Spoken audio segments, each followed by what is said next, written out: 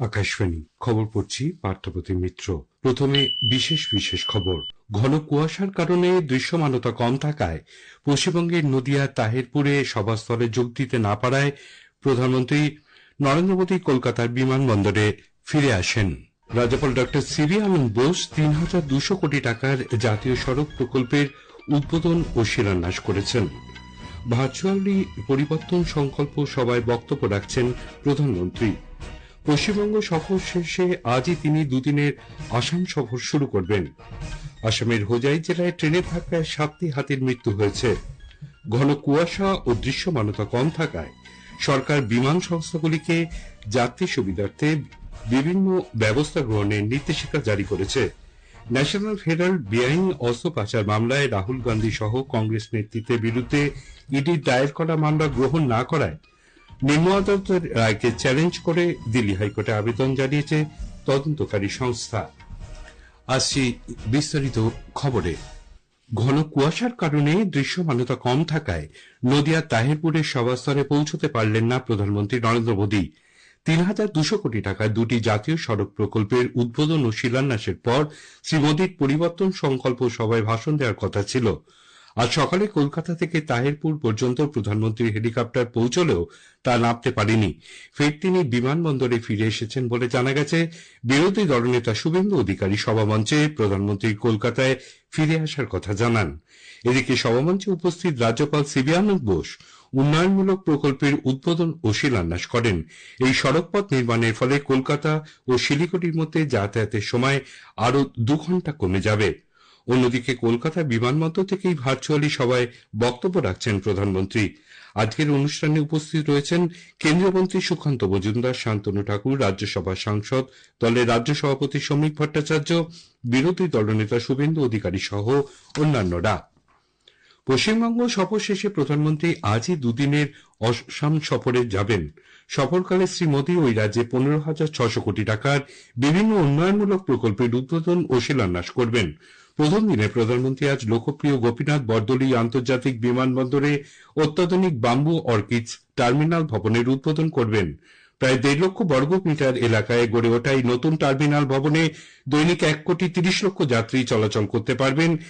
রাজ্যের জৈব বৈচিত্র্য ও সাংস্কৃতিক ঐতিহ্যের প্রতিফলন ঘটেছে এই বাম্বু অর্কিড টার্মিনালে।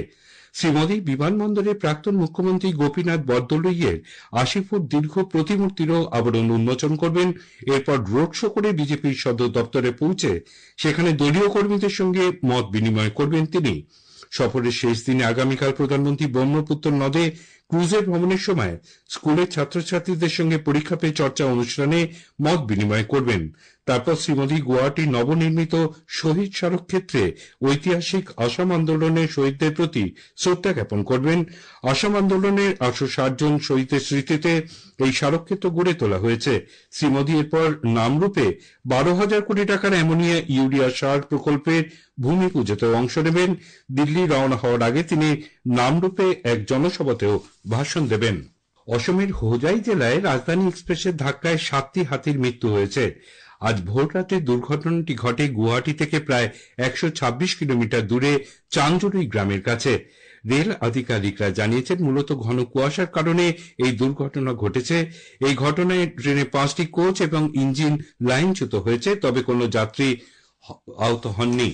ঘন কুয়াশা ও দৃশ্যমানতা কম থাকায় বিমান চলাচল ব্যাহত হওয়ার প্রেক্ষিতে সরকার এয়ারলাইন সংস্থাগুলিকে যাত্রীদের সুবিধার কথা বিবেচনা করে বিভিন্ন ব্যবস্থা গ্রহণের জন্য নির্দেশিকা জারি করেছে।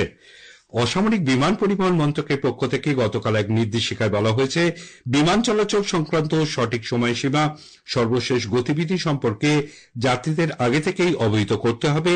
উড়ানের অতিরিক্ত দেরি হলে যাত্রীদের জন্য খাবার দাবার ও পানীয়ের বন্দোবস্ত করতে হবে।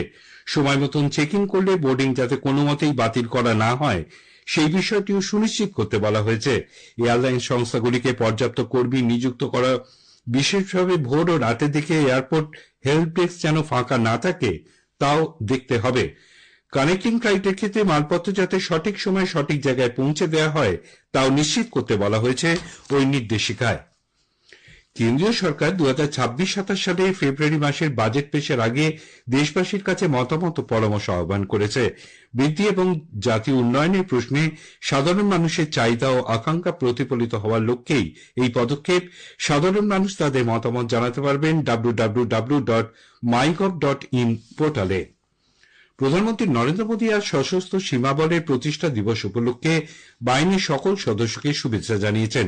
সমাজ মাধ্যমের একটি বার্তায় প্রধানমন্ত্রী বলেছেন, এসএসবির অবিচল নিষ্ঠা, সেবা ও ত্যাগের ঐতিহ্য দৃষ্টান্ত স্থাপন করেছে।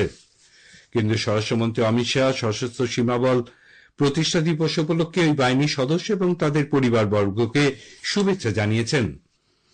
কেন্দ্রীয় স্বাস্থ্য ও পরিবার কল্যাণমন্ত্রী জগৎ প্রকাশ নাড্ডা আজ নতুন দিল্লিতে সদ্য উদ্বোধন হওয়া বিশ্ব স্বাস্থ্য সংস্থার দক্ষিণ পূর্ব এশিয়ার আঞ্চলিক দপ্তর হুশিয়ারও পরিদর্শন করেন।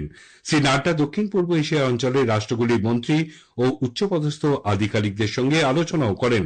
তিনি অনুষ্ঠানে বলেন, হুশিয়ারও ভবন একটি কাঠামো নয়, এর মাধ্যমে এই অঞ্চলের মানুষদের আকাঙ্ক্ষা সমাধানে বিশেষ ভূমিকা পালন করবে। বিশ্ব স্বাস্থ্য ক্ষেত্রে ভারতের উল্লেখযোগ্য ভূমিকার কথা তুলে ধরেন শ্রী নাড্ডা বলেন, সমষ্টিগত উদ্যোগের মাধ্যমে সমস্যা সমাধানের ওপর জোর দেওয়া উচিত।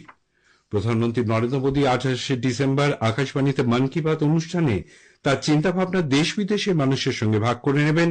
এটি হবে মাসিক এই বেতার অনুষ্ঠানের 129তম পর্ব।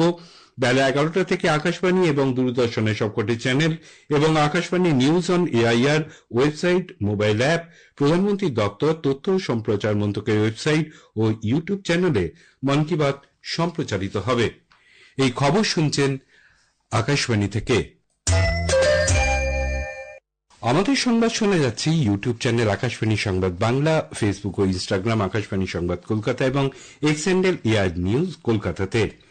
ন্যাশনাল হেরাল্ড বেআইনি অর্থ পাচার মামলায় কংগ্রেস নেত্রী সোনিয়া গান্ধী, নেতা রাহুল গান্ধী সহ অন্যান্য কংগ্রেস নেতৃত্বের বিরুদ্ধে এনফোর্সমেন্ট ডিরেক্টরেট ইডির দায়ের করা মামলা গ্রহণ না করার নিম্ন আদালতের রায়কে চ্যালেঞ্জ করে ইডি দিল্লি হাইকোর্টে আবেদন জানিয়েছে।